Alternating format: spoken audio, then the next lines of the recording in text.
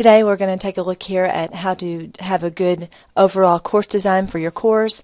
And since I don't really want to use any courses here at Black River to show you good and bad courses, I'm going to start out with giving you some examples of bad web pages, because in many cases the same concepts that apply to web pages applies to your online course design. So we're going to start out with this web page here with this pizza place. Now what I really want you to notice is that in general there's a whole lot of white space. Everything's really big on this page. It's kind of hard to see anything, and you have to scroll a lot. So here I'm scrolling from one point to the next, and I'm not really getting a whole lot of information. So for this page, in this case, you need to make sure that your items included, and if you include pictures, pictures are great to put on web pages, but make them so that the content wraps around the picture with some space between them, so that you don't have to have your students scrolling all the way down the page.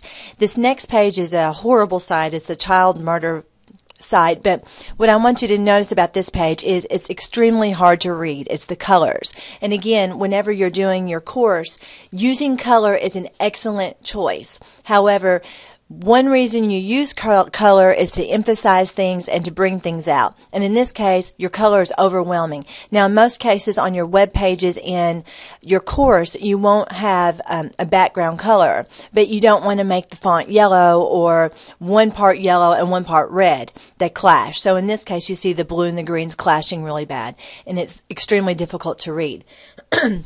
Another thing you want to keep in mind whenever you're creating documents for your class is if you use pictures, and pictures I highly encourage because they keep students interested, but in this case it's extremely difficult to read anything that has to do with this page. So notice, the red, it stands out, but you can't read it because it's so busy on the background.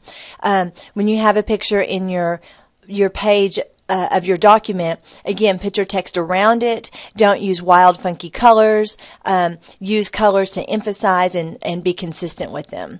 The next one is this one makes a better use of it, but one thing I want you to notice is this top header is useful to a point, but then it starts getting difficult to find your information. Over here in the very center, in the center part, you have to scroll through here. We don't usually have this in our Moodle sites, but what I do want you to notice is you're scrolling for not very much information. And anytime you have to have your students scroll, there needs to be a real point for it. So let's avoid that kind of thing.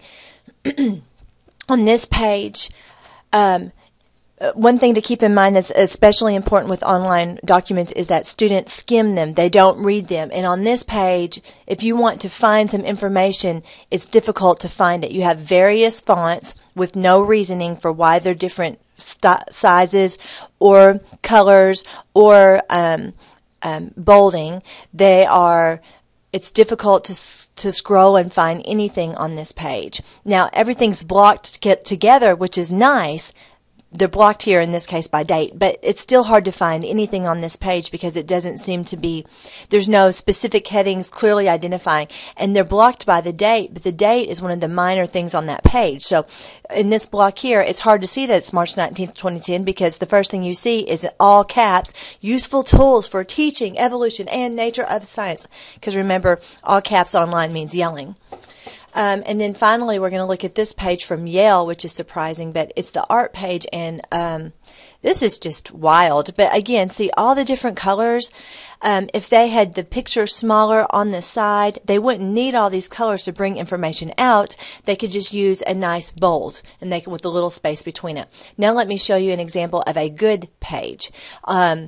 On this page, it's just a document is all it is, but see, you have a very simple title. And again, look at the document here.